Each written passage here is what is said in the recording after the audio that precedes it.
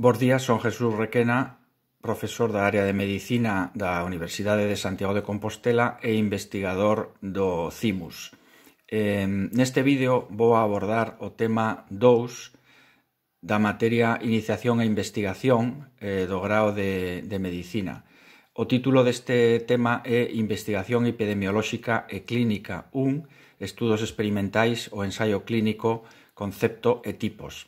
Quero comezar expresando o meu agradecemento ao profesor Arturo González Quintela, que se ocupou hai tempo deste tema e que me forneceu parte dos contidos que vou a mostrar.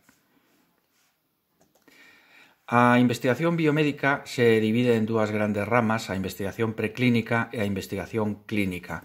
Como sabedes, a palabra clínica procede do grego kliné, que é cama. Se trata da arte de cuidar, de confortar e tratar a aquelas persoas que estaban enfermas e que, polo tanto, estaban deitadas na cama. A investigación clínica se refere, polo tanto, pois a investigación que se fai con enfermos, con persoas. Só pode ser feita baixo unha serie de parámetros éticos moi estrictos e por médicos, por investigadores que sexan médicos. En cuanto que a investigación preclínica é a anterior a esta e se fai pois con modelos que poden ser células, animais, moléculas, e pode ser abordada tamén por investigadores que sexan médicos, pero tamén pois por biólogos, bioquímicos como eu, matemáticas, enxeñeiros, físicos, etc. Temos dous tipos de estudos de investigación en humanos, de investigación clínica. Os estudos experimentais, nos que o investigador ou investigadora intervén e introduce un factor, e os estudos observacionais, nos que os investigadores só observan o que acontece ou o que aconteceu sen introducir ningún factor exóxeno. O ensaio clínico é o tipo máis importante de estudo experimental en investigación biomédica clínica. É ao que vamos a dedicar esta sesión. Ben, o primeiro ensaio clínico do que temos referencia escrita, e poño, por suposto, ensaio clínico entre aspas, ben descrito no libro de Daniel, concretamente no capítulo 1, versículo 1 e seguintes. A historia de Daniel é a seguinte. Nabucodonosor, o rei dos babilonios, conquistou Xerusalén e fixo prisioneiros a un grupo de xovens de orixe nobre, entre os que se encontraba Daniel, tamén estaban Ananías, Misael e Azarías, e levounos á súa capital, a Babilonia, como reféns. O que pretendía Nabucodonosor era educar a estes xovens nos costumes e na lingua de Babilonia para convertilos nos futuros gobernantes títeres de Xudea, que pasaba a ser unha especie de estado satélite de Babilonia. Entón, deu ordes para que este grupo de nobres xudeus foran tratados de forma exquisita na súa corte e, entre outras cousas, pois ordenou ao seu mayordomo, concretamente a xefe dos eunucos, que lles desen a mesma comida que comía el, a mesma bebida que era viño. Pero como Daniel quería manter as súas tradicións, as súas leis moi estrictas respecto á dieta, dixo que non, que eles non querían comer todas aquelas exquisiteces, carnes, graxentas. A dieta dos babilonios pois era máis ou menos como a das xentes de Lalín. Non, eles querían comer únicamente legumes, verduras e beber auga cristalina. Entón, o xefe dos eunucos dixo, non, eso non pode ser porque con esa comida pois ides esmorecer e cando vos vexa o rei vai se enfadar comigo, me vai a cortar a cabeza. E entón, Daniel, e agora vou ler directamente do libro de Daniel. Entón dixo Daniel ao despenseiro a quen o xefe dos eunucos tiña constituído sobre Daniel, Ananías, Misael e Azarías: experimenta, pídote, os seus servos 10 días, e que se nos dean legumes a comer e agua a beber. Entón examínese diante de ti a nosa apariencia, e a apariencia dos xoves que comen a porción de exquisiteces do rei, e conforme virades, procederás para con os teus servos. E el consentiu isto, e os experimentou 10 días. E ao fin dos 10 días apareceron os seus semblantes mellores, e eles estaban máis gordos de carne que todos os xoves que comían das exquisiteces do rei. Así, o despenseiro quitoulles a porción de exquisiteces e o viño que debían beber, e lles comezou a dar únicamente legumes. Ben, evidentemente, pois aquí tendes todos os elementos principais de un ensaio clínico.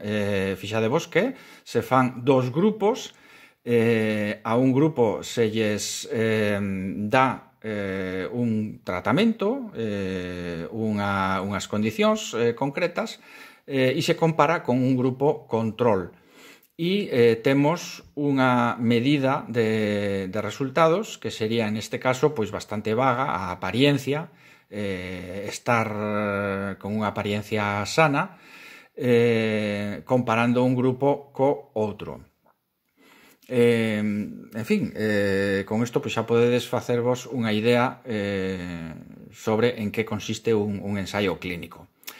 Mais adiante, en 1747, o doutor James Lind, que era un médico da Mariña Británica, concretamente do barco HMS Salisbury, Her Majesty's Ship Salisbury, pois fixo tamén algo parecido tamén a un ensaio clínico. El observaba que os mariñeiros dese barco pois estaban morrendo e probou 6 tratamentos diferentes para o escorbuto, que era a enfermidade que tiñan os mariñeiros. Entón, colleu unha serie de parellas e a cada unha desas parellas lles deu algo distinto. A un lles deu vinagre, a outros lles deu azúcar, bueno, non lembro exactamente os tratamentos, e a un dos grupos, eran grupos de 2, como digo, administroulles zume de limón e observou como este tratamento pois foi capaz de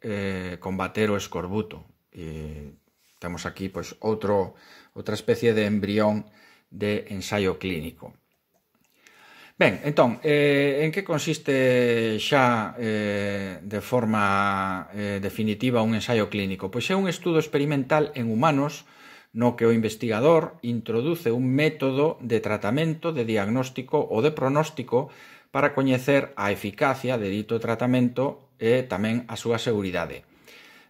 Moitos, os máis típicos, pero non sempre son con medicamentos. Poden ser tamén pois, con un procedemento médico, un procedemento cirúrxico, unha dieta, etc.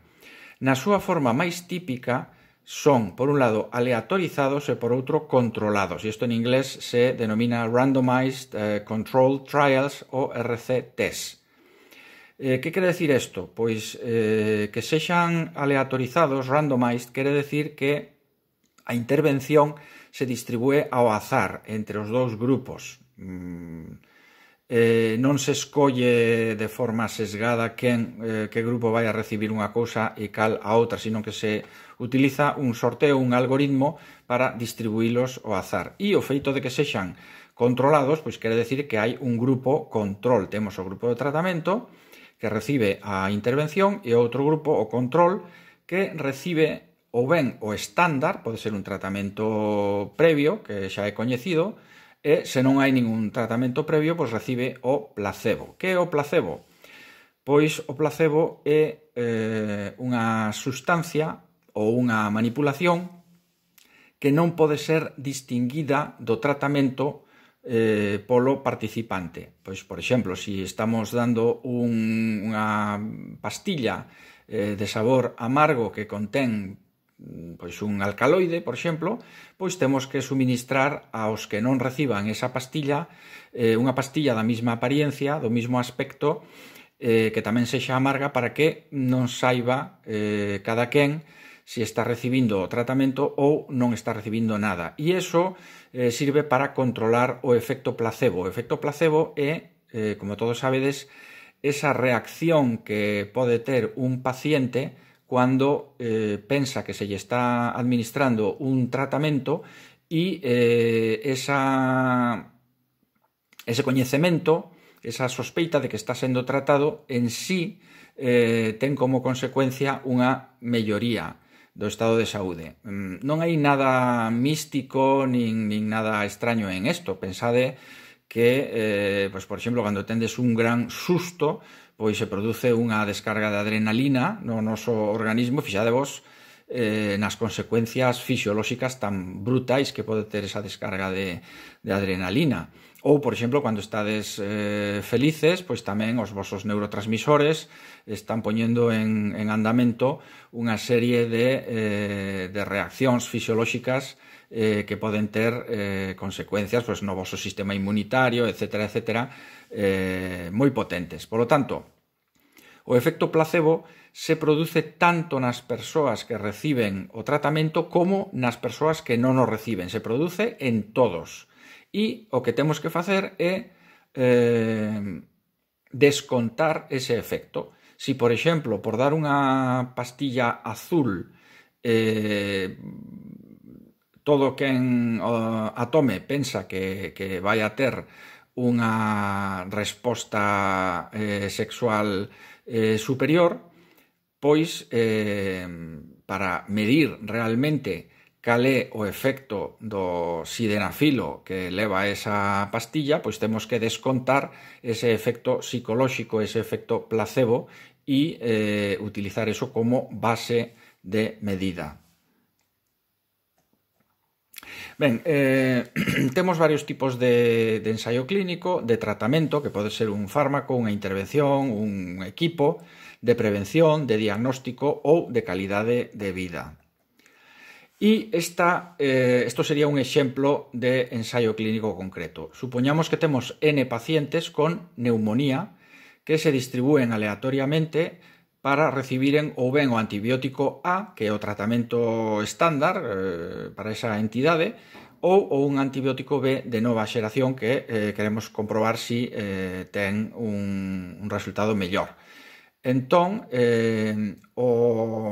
a medida de avaliación, o que en inglés se denomina outcome measure, vai a ser a porcentaxe de curación clínica e tamén, por outro lado, a porcentaxe de curación radiolóxica. Isto é, vai haber un clínico ou unha clínica que avalíen a curación e, por outro lado, vai haber pois, un exame radiolóxico para ver si efectivamente desapareceu a lesión pulmonar. Entón, temos estes N pacientes con neumonía, dividímolos en dous grupos de forma aleatoria, pois a ti te toca ir ao grupo A, a ti ao B, pinto, gorgorito, etc. A un grupo se lle comeza a dar a tempo cero o tratamento A e a outro tratamento B, e ao chegar a eses 30 días, lembrade os 10 días da historia de Daniel e os seus compañeiros, pois se produce a avaliación e chegamos a unha serie de conclusións que sería, pois, aplicando, por suposto, métodos estatísticos que xa coñecedes todos, pois podemos ver se hai un aumento na porcentaxe de curación superior co tratamento B frente ao tratamento estándar A. Os RCTs, os ensaios clínicos aleatorizados e controlados, constitúen en medicina a mellor evidencia, proba da eficacia de unha medida ou tratamento ou outra medida de outro tipo, porque son os estudos menos expostos a sesgos. En moitas ocasións os ensaios clínicos son cegos. Isto quere decir que os participantes non coñecen algo, non coñecen, pois, por exemplo, se están tomando o tratamento ou o placebo, etc. Nun estudo simple cego, o suxeito experimental descoñece se está tomando o tratamento ou o placebo. E nun experimento de doble cego, o suxeito, pero tamén o investigador ou investigadora descoñecen si están administrando o tratamento ou o placebo ou o tratamento A ou o tratamento B aos suxeitos para evitar o sesgo de medición. Que quere dicir isto? Supoñamos que unha investigadora ten unha idea xenial, pois, por exemplo, pois que a cloroquina ten un efecto fantástico para combater o coronavirus, e entón pois fai un ensaio clínico, lle dá cloroquina a 500 pacientes, un placebo a outros 500, pero sabe a quen lle deu un tratamento a quen lle deu o outro. Pois pode ter ese desexo inconsciente de ter a razón e de que a cloroquina funcione, e entón, cando faga a avaliación, pois pode ver o que quere ver. Si, en cambio, non sabe absolutamente a quen lle deu unha cosa e a quen lle deu outra, pois as posibilidades de cometer este sesgo de medición son moito menores. Ben, os ensaios clínicos se desenvolven en fases. Temos a fase 1, fase 2, fase 3 e fase 4. Na fase 1 nos preguntamos se o tratamento é seguro. Entón se fai unha primeira administración do fármaco, vamos a centrarnos nos ensaios clínicos de fármacos, podería ser de unha intervención, en humanos que normalmente son voluntarios sans, e xeralmente un deses voluntarios sans é Homer Simpson, non sei por qué. É un número moi reducido, de 5 a 30 voluntarios, e o único obxectivo é ver a seguridade do tratamento e, en todo caso, un pouco de farmacocinética, de como establecer a dose. Ben, unha pregunta típica. Eses voluntarios, como se escollen? Por que se lles dá? Que pasa? Son heróes que toman o tratamento sin saber o que lles pode pasar? Non. Evidentemente, antes de chegar a esa fase 1, se fixeron moitísimos estudos preclínicos, comprobou o efecto dese fármaco en animais, de experimentación, en células, e xa temos unha sólida evidencia de que o tratamento non é tóxico. Pero, de todas formas, en algún momento pois hai que probalo en seres humanos. Si se comproba que este tratamento é seguro, non produce efectos secundarios serios, pois entón pasamos á fase 2. Fixadevos que neste momento hai xa varios estudos, varios ensaios clínicos en fase 1 con vacinas para o COVID-19, e veremos eso dentro dun momento, pero fixadevos que non podemos saltar á fase 2 sin pasar por esta. É dicir, o ensaio clínico ten un tempo que non se pode acortar. Ben, pasamos a fase 2, que sería xa para comprobar si o tratamento é eficaz, si dá resultados. Entón, aquí temos un número pequeno, poden ser pois menos de 100 participantes, que se dividen en estes grupos, grupo tratamento, grupo control, ou diferentes doses do tratamento, e o obxectivo é obter dados preliminares de si o tratamento é eficaz e continuar comprobando que sexa seguro. Despois pasamos a fase 3, que xa é un estudo definitivo de eficacia, é mellor que o estándar, temos un número grande de pacientes, poden ser centos, milleiros, e aquí típicamente o estudo xa ten que ser aleatorizado e controlado. Moitas veces son multicéntricos, participan moitos centros de investigación ou centros hospitalarias. E o obxectivo pois é a eficacia, pero sempre tamén continuar estudando a seguridade. Na fase 4, pois xa é cando un fármaco foi aprobado, cando xa se está utilizando, se trata de ver se hai algo que non teñamos visto. Tamén con un número grande, pois podemos comprobar se hai algún grupo de risco onde se desenvolven algún tipo de efectos secundarios, se é máis eficaz en algúns grupos que en outros, etc. Ben, aquí temos isto mismo, pero en inglés e pues desde outra perspectiva, tal y como define a Biblioteca Nacional de Medicina dos Estados Unidos. E isto pois o poderedes ver nos apuntes que vou a colgar na aula virtual. Ben, hai algunhas consideraciones sobre os ensaios clínicos que están relacionados cos seus costes, que son altísimos. Hai que ter en conta que só unha minoría das moléculas que inician investigación xa incluso na fase preclínica chegan ao mercado. Cada novo fármaco require aproximadamente uns 2.000 millóns de euros en investigación, tanto preclínica como clínica, e normalmente tarda uns 8 anos. Fixadevos que non temos 8 anos agora, por exemplo, para desenvolver tratamentos e vacinas para o COVID-19. A maior parte deste investimento corresponde á industria farmacéutica. E isto, pois claro, dá un montón de problemas porque despois a industria farmacéutica quere recuperar estes investimentos, quere que estexan protexidos e que non se poidan fabricar. Imaginadevos que ao final de todo isto pues resulta que é unha molécula moi fácil de preparar, que pode facer calquera laboratorio. Pois normalmente a industria farmacéutica quere que non se fabrique de forma xenérica e ser eles os que manteñan a patente e poidan cobrar cantidades moi altas para recuperar este diñeiro. E despois temos tamén os problemas de iatroxenia, e é que algúns destes tratamentos pois hai unha gran presión corporativa para que saian ao mercado para recuperar este investimento, e moitas veces pois pode que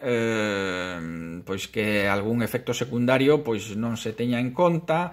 En fin, bueno, xa sabedes como son estas cousas. Todos os ensaios clínicos se realizan ao abeiro de unha serie de disposicións éticas moi estrictas que emanan da Declaración de Helsinki, concretamente da Conferencia Internacional de Armonización, e todo isto está recollido polo Ministerio de Sanidade e Consumo no Real Decreto 223/2004, 6 de febreiro, que marca pois toda a forma en que se regulan os ensaios clínicos con medicamentos. Algúns aspectos éticos que están recollidos nesa lei pois é que todo ensaio clínico debe ser autorizado por un comité ético institucional oficialmente constituído e que sexa independente dos investigadores. Ten que haber un comité ético que estude a proposta e que nese comité non poden participar os investigadores que o están propoñendo, e ese comité ético pois autoriza ou non autoriza o ensaio clínico. Deben realizarse sempre co consentimento informado por escrito dos suxeitos. Hai que considerar como se utiliza o placebo, porque se temos algún tipo de tratamento non podemos privar de tratamento a un grupo e darlle placebo, pero en determinadas circunstancias, pois, en fin, isto pode causar unha serie de problemas que ten que valorar o comité ético institucional. Outra cosa interesante é que os investigadores son remunerados, pero os suxeitos non, excepto nos estudos de fase 1. Por qué? Pois porque non queremos que exista un sesgo de persoas que participan en ensaios clínicos como Homer Simpson, con unhas características determinadas socioeconómicas e de saúde. Imaginadevos, por exemplo, pois que se lles pagase aos suxeitos, pois teríamos unha grande cantidade de voluntarios e voluntarias, pois, por exemplo, toxicómanos, que verían aquí unha forma de conseguir diñeiro. Estou exagerando un pouco, pero vos podes facer unha idea. En cambio, aos investigadores e investigadoras que os realizan sí que se lles paga porque están realizando algo que é moitas veces extra, Imaginadevos pois alguén que é pois dermatóloga e que vai a participar nun estudo destos, pois ese estudo vai a dar lugar a que unha compañía farmacéutica gañe moitísimo diñeiro. Polo tanto, se considera que é aceptable que esa dermatóloga que vai a poñer o seu traballo reciba un diñeiro. Isto tamén pois ten implicacións éticas e prácticas. Hai que ter en conta que estes ensaios clínicos teñen unha enorme complexidade burocrática, de tal maneira que casi sempre só se permite investigar é dicir, que só se pode permitir, investigar a industria farmacéutica que ten eses recursos. E, por último, a publicación dos resultados é obrigatoria, sexan positivos ou negativos. Algúns aspectos éticos adicionais, pois todos os que están relacionados pois ca ética médica, que coñecedes moito mellor vos que eu, os principios de autonomía, información ao suxeito, consentimento informado, ter en conta as poboacións vulneráveis que non deberían ser utilizadas de forma inadecuada para os ensaios clínicos, a non maleficencia, e temos que estar absolutamente seguros de que o tratamento é seguro e de que se vai a manter a confidencialidade, o principio de beneficencia, que realmente o estudo sexa para mellorar a saúde da xente e non simplemente para gañar diñeiro, e a xustiza, que haxa unha boa distribución de recursos, que non se investiguen únicamente aquelas cousas que van a ser beneficiosas pois para un grupo privilexiado de pacientes. E todo eso o valora o Comité Ético de Investigación Clínica e aproba ou non aproba. Ben, por último, tendes este portal clinicaltrials.gov que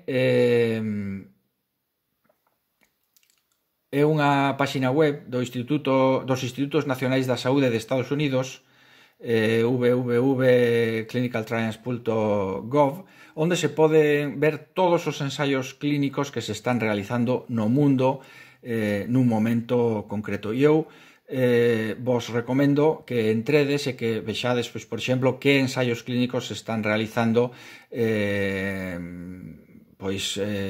relativos ao COVID-19. Vamos a entrar nesta páxina e vamos a ver.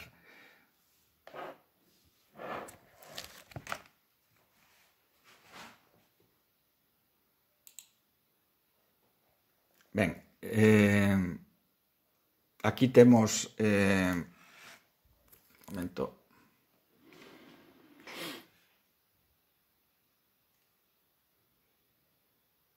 clinicaltrials.gov, e entonces pois aquí tendes unha páxina onde podedes buscar pois por países, por entidade patolóxica, etcétera, con palabras chave. Entón, vamos a buscar neste caso concreto que é o que se está facendo actualmente con respecto ao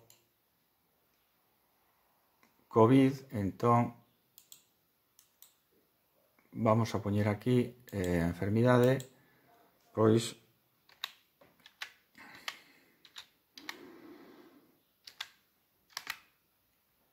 e vamos a poñer concretamente vacunas.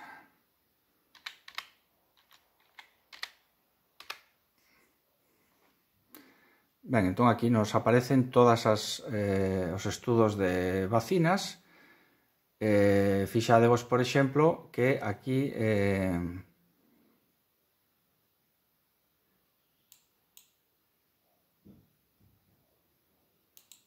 pois temos toda unha serie de vacinas que se están probando.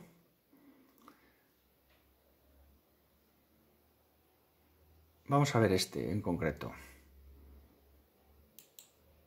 Podemos entrar e ver toda a información.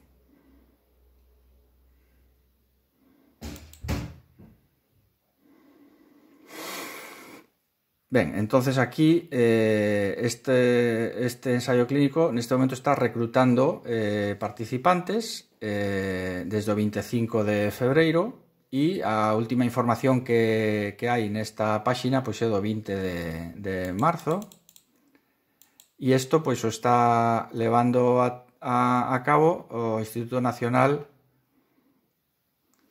das Alerxias e das Enfermedades Infecciosas dos Estados Unidos e podemos ver aquí un resumo. Entón, aquí vemos que isto é está neste momento en fase 1 e é un ensayo open label, que quere decir que non é cego, é dicir, non está cego, e é... Bueno, pues podes aquí ver que lles van a dar a individuos de entre 18 e 55 anos de idade que estexan en boa saúde, que cumplan os criterios de elixibilidade para participar, e isto está, como é de fase 1, pois está diseñado para avaliar a seguridade e van a comezar a ver tamén algo de resposta de unha vacina baseada en RNA mensaxeiro fabricado pola empresa Moderna TX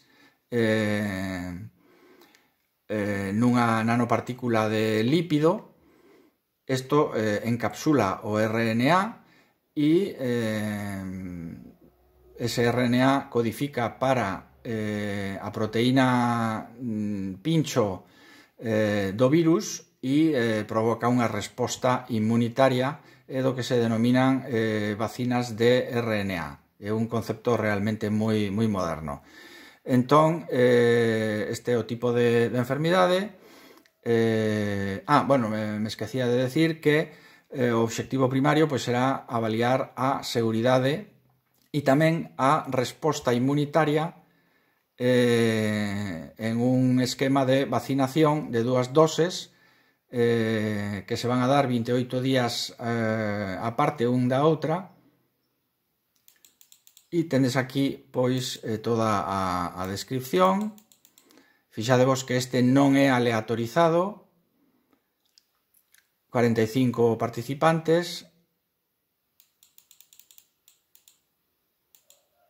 e vai a ter 3 grupos. A un grupo lle van a dar 25 microgramos desa sustancia, a outro grupo 100 microgramos e a outro grupo 250 microgramos. Fixadevos seguridade e tamén pois algo de farmacocinética. E despois estos son os Primary Outcomes Measures, que son as medidas de resultado primarias e secundarias, e van a ver pois efectos secundarios de varios tipos e por outro lado pois van a ver tamén a cantidade da resposta de anticorpo que xenera esta vacina. Bueno, pois isto podelo facer con todos os ensaios clínicos que se están realizando. Podedes ver que ensaios clínicos relativos ao coronavirus